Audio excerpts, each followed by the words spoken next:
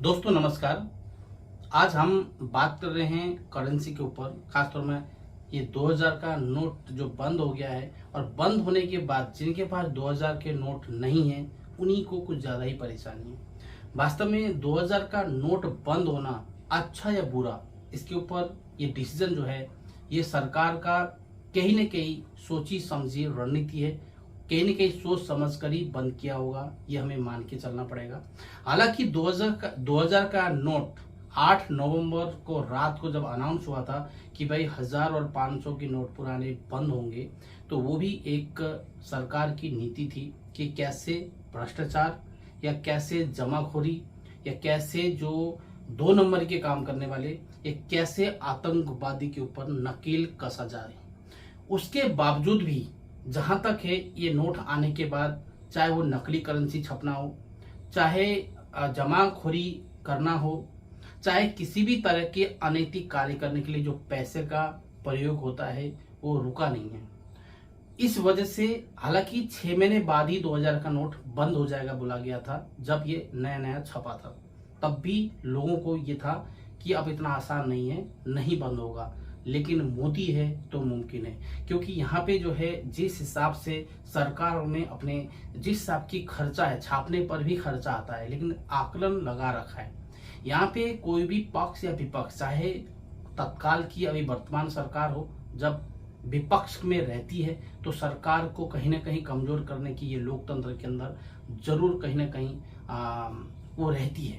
चाहे वो पक्ष हो या विपक्ष हो, जब भी एक अच्छा काम होता है तो विपक्ष को अच्छा कभी नहीं कहता। इसका वजह यह है कि अच्छा कहेंगे तो हमें कौन पूछेगा। दोस्तों वास्तव में 2000 का नोट बंद करने में वास्तव में नोट होना ही नहीं चाहिए 2000 का। यहाँ पे नोट होना चाहिए 1000 तक, सबसे ज्यादा बड़ा है नोट तो 1000 तक का होना चाहिए महंगाई के हिसाब से।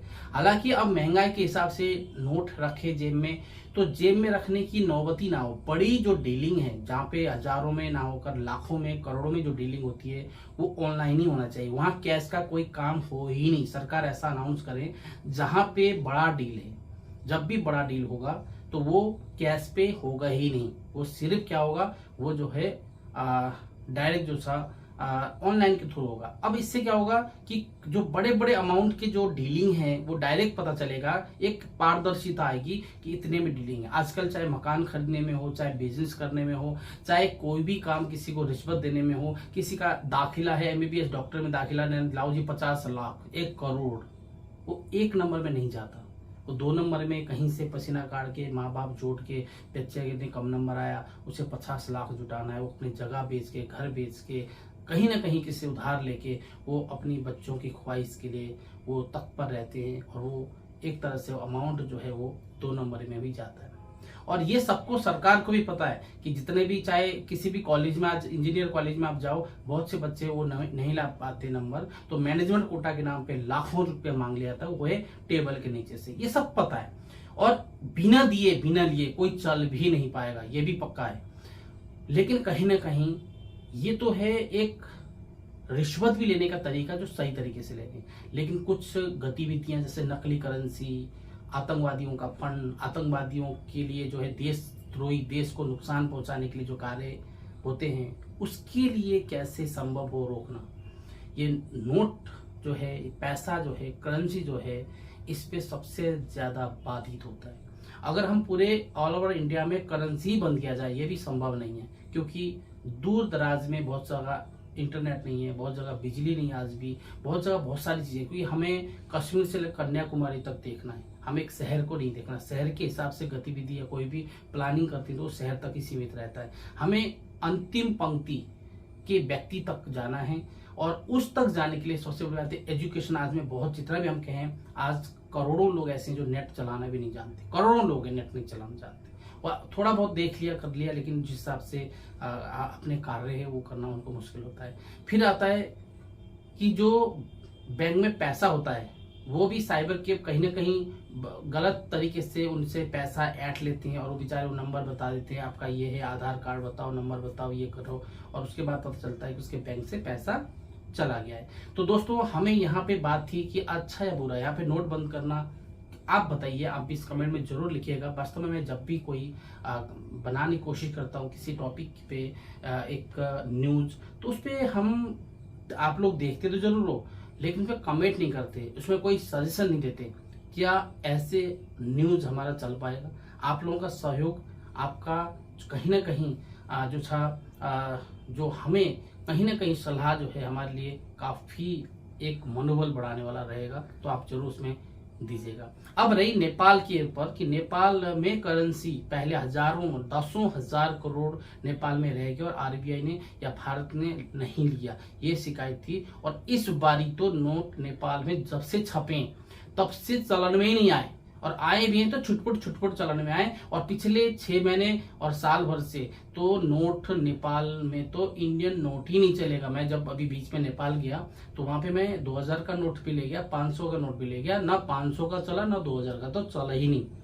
तो आप ये समझ सकते हैं कि वहां पे तो मेरे ख्याल से मुझे नहीं लगता कि वहां पे कोई इफेक्ट इस वक्त पड़ा हो। पिछला बार जो पड़ गया था उसका है, लेकिन इस बारी कोई इफेक्ट नहीं है।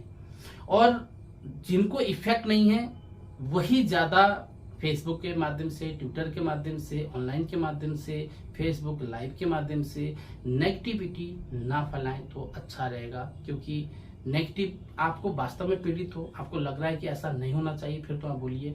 लेकिन अच्छे काम पे भी आप अगर नहीं, बुरा है तो क्यों है, आप ये बता सकते हैं। इसके आप इस चीज को आप डिफाइन करिए कि अगर आप गलत 2000 का नोट जो है चलन से बाहर होना गलत है का, आप अगर उसका मीनिंग बता सकते हो क्यों गलत है, तब तो आप बोलिए।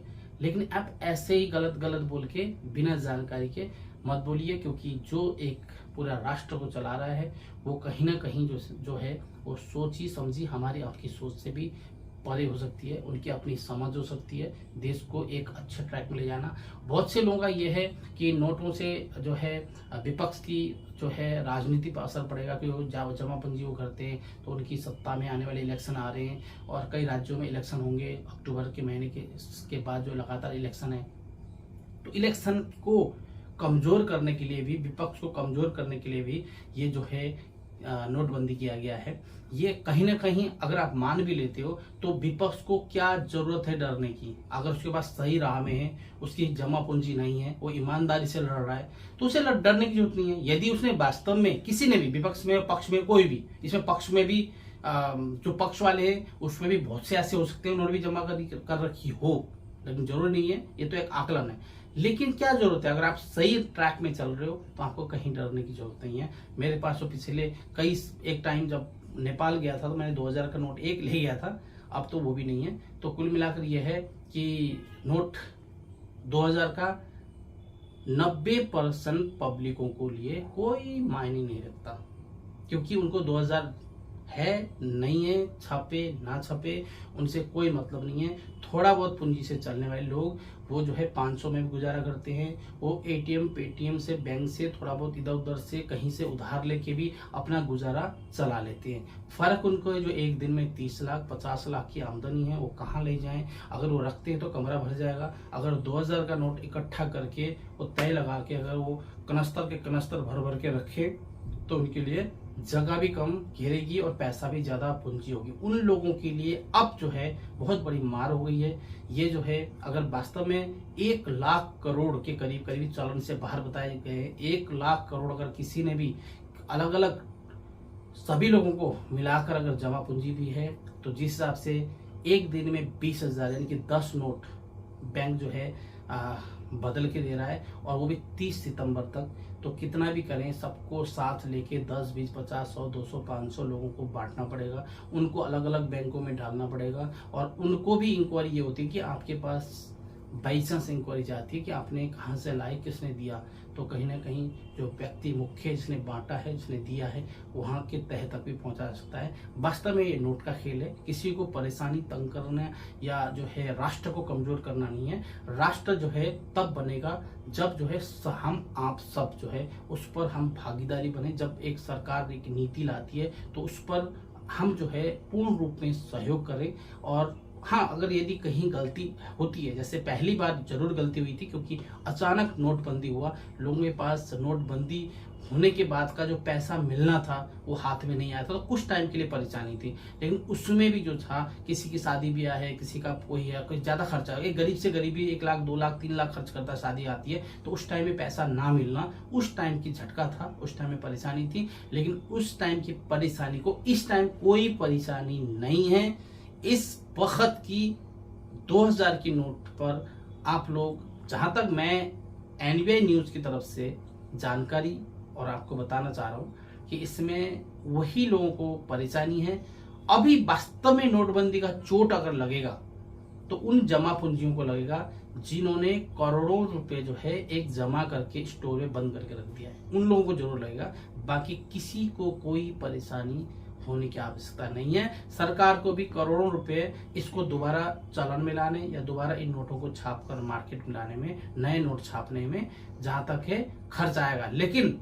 लेकिन सरकार ने ये भरपाई पिछले कई वर्षों से 500 के नोट को बढ़ावा दिया है। वो छपे जा रहे, यानी कि जितना छपना चाहिए था वो फुल छप रहे हैं, और 2000 के नोट चलन से बाहर भी होते हैं तो कोई फर्क नहीं पड़ने वाला, जहां तक एनबीआई न्यूज ने इसका सर्च किया है। तो दोस्तों, मैं आगे फिर दूसरा बहुत सारी चीजें मैं आपको इस माध्यम से बताऊंगा। 30 सितंबर तक जो है आपका बैंक में साटने का जो है नोटों को जो है आप बदलने का समय है।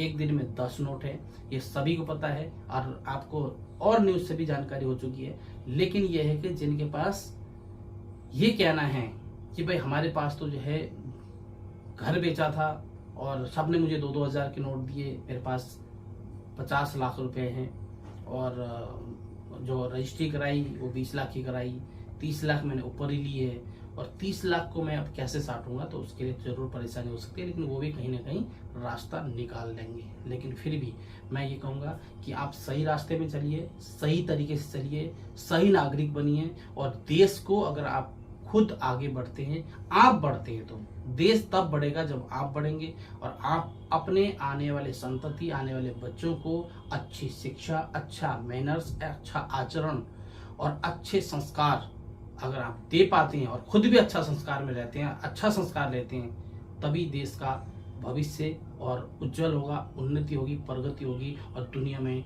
नाम रोशन होगा, आपका भी और देश का भी। यही कहते हुए आपसे मैं विदा लेता हूँ। जय हिंद, जय भारत, नमस्कार।